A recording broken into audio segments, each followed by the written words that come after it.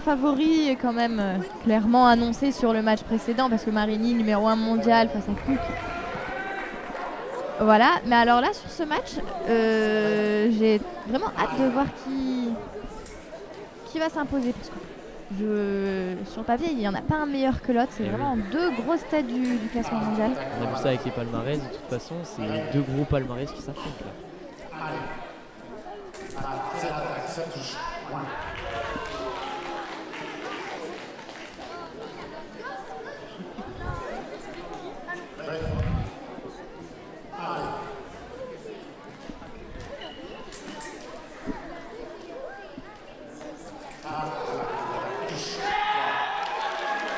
Alors le russe a l'air de pas être d'accord. Une demande de vidéo faite par le russe. Alors première demande vidéo, on a la chance d'être juste à côté de l'ordinateur. Du coup les arbitres en fait vont se concerter en regardant la vidéo. Oui, on a deux arbitres du coup, un sur la piste et un autre arbitre vidéo du coup qui va conseiller l'autre arbitre lors d'une demande vidéo. Alors l'arbitre retourne sur la piste. Est-ce qu'il va changer sa décision ou pas? Ah, ça a Voilà, changé. changement. L'arbitre donne l'attaque de Anton Borodachev. Donc comme on le disait tout à l'heure, même s'il a fait une première demande, comme l'arbitre change sa décision en faveur de la personne qui a demandé la vidéo, il conserve sa demande vidéo, donc il en a toujours deux. Et oui. Alors, donc attaque offerte du russe, 3-0 déjà. Ça commence fort côté russe.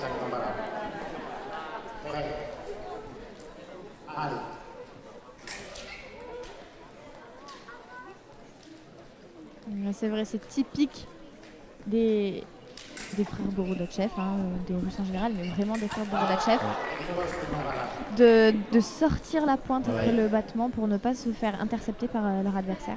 Avec un gros pressing derrière, assez proche, avec un rythme très, très rapide, avec beaucoup de petits pas.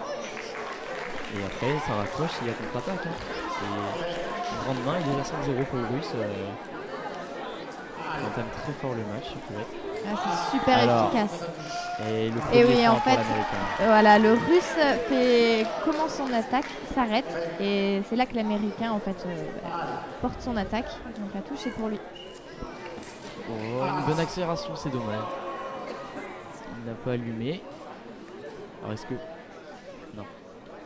Il marche sur un carton jaune. Il va y avoir carton jaune, c'est normal, il le sait. Il a tourné le doigt à son adversaire. Ça va jouer.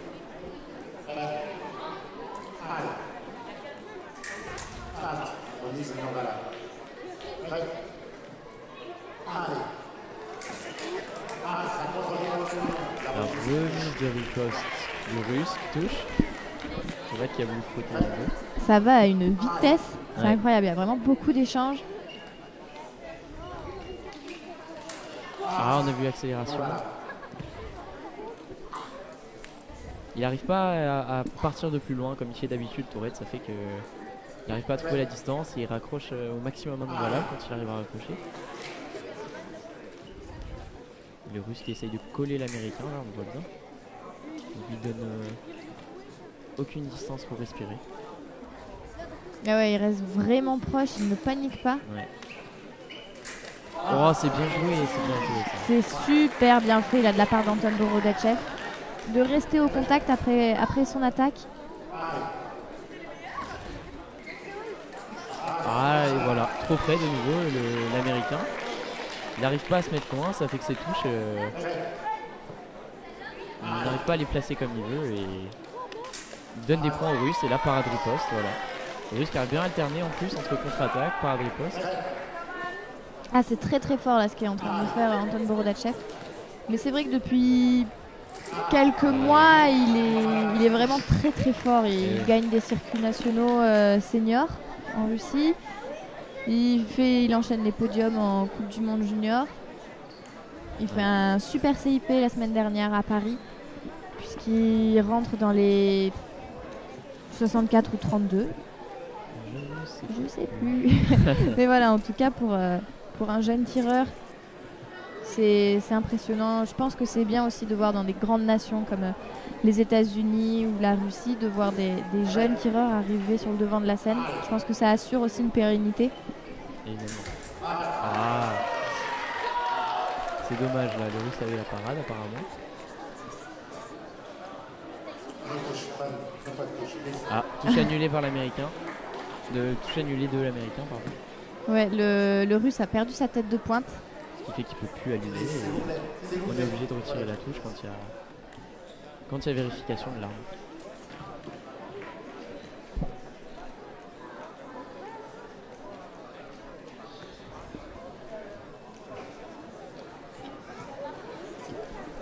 Je pense que Geoffrey a tout intérêt à régler un petit peu sa distance. Et oui, soit partir plus loin ou alors faire des faux départs, histoire que le Russe soit plus le sanctionne plus sur tous les départs qu'il fait. Tendre un peu plus de pièges quand il va vers l'avant, parce que c'est là où il se prend énormément de touches quand même. Chaque fois que c'est lui qui repart. Déjà là, il part moins vite des jambes.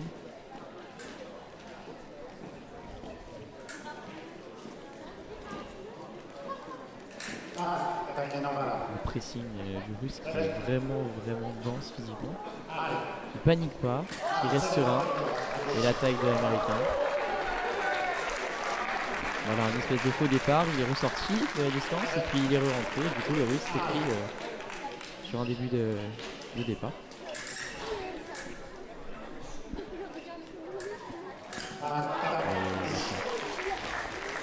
White qui a bloqué les jambes. Il a voulu faire par la poste.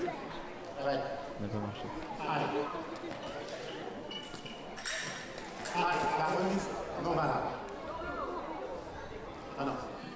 Ah, l'Américain demande une vidéo, il pense que c'est lui qui a la priorité. Ouais, du coup, les arbitres viennent à côté de nous pour consulter la vidéo.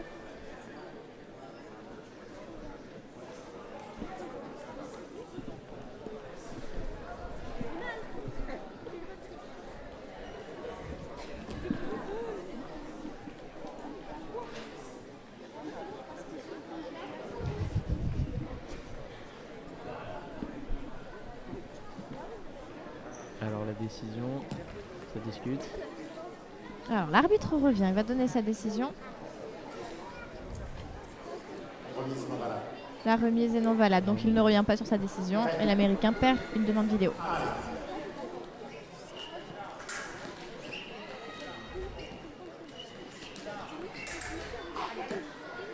On s'attendait pas à un match aussi avec un tel écart quand même au tout début.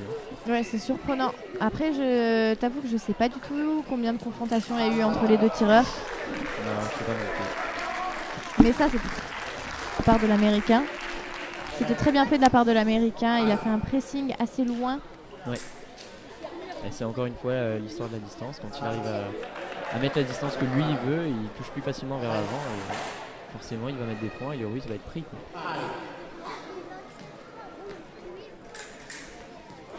Oh, non. C'était très bien amené de la part de l'Américain, ça. Ouais. Il loupe sa riposte, il arrive quand même à rapprocher quelque chose. Ah, une seule lampe. L'Américain qui fait tester son fleuret.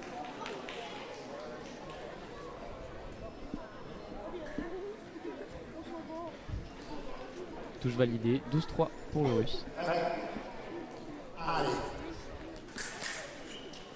C'est rapide les ripostes. La riposte, non, remise bien amenée, il a essayé de piéger le Russe avec par son retrait du bras. Pas payé. Ah voilà.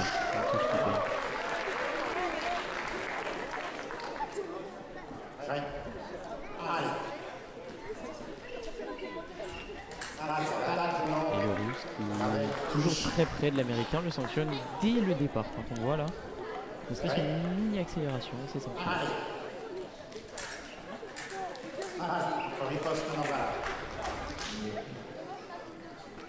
Contrairement à la demi-finale précédente, les deux tirent très près. Ouais. C'est vrai que les deux demi-finalistes précédents profitaient de leur taille pour rester loin, parce qu'ils savaient que de toute façon, de loin, avec leurs grandes jambes et leurs grands bras, c'était facile pour aller toucher. Là on a deux plus petits gabarits. Toujours assez fin quand même et ça se met prêt. Alors je pense que l'américain aimerait bien être un peu plus loin mais... Ah, mais Anton Bourdachev lui laisse pas le choix du tout. Et voilà. Pas d'air à respirer, rien du tout. Une distance très très proche. Étouffante pour l'américain. On le voit au score. Il arrive quand même à raccrocher là.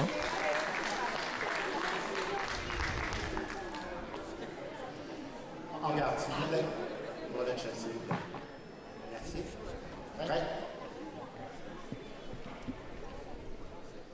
Allez. Voilà. Ouais. Allez. Attaque non valable. C'est mieux là ce que fait l'américain. Plus productif, ça touche mieux et... Ah, il avait bien amené là où il voulait, là, la contre-attaque du russe qui était venue et il n'a pas su raccrocher. Ah, petit geste d'énervement du russe.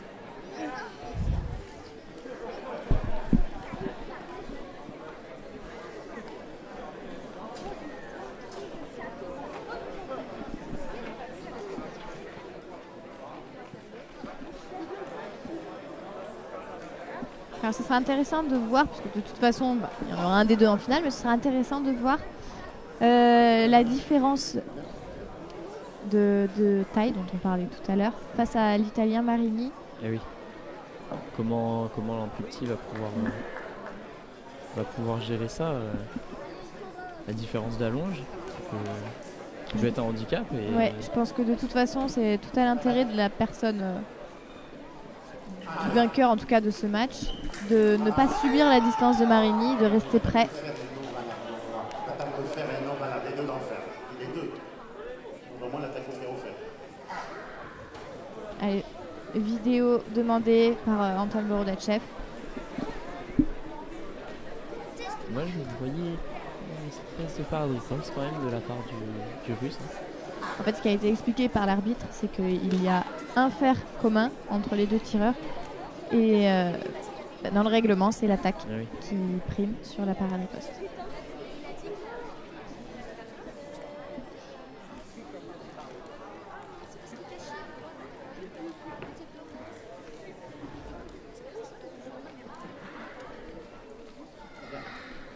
Alors, à mon avis, l'arbitre ne va pas changer sa décision. Il a l'air d'être sûr de lui avant de repartir sur la piste. C'est l'attaque non valable. Voilà, il n'a pas changé sa décision. Toujours l'attaque au fer de l'américain qui est Oh, belle attaque côté dans le dos. Ça a bien jailli, par coupé. Ah, il passe. Contre-attaque. Attention, peut-être pas. Ouais, c'est fait. Victoire d'Anton Bourdachev face à Geoffrey Tourette dans cette deuxième demi-finale.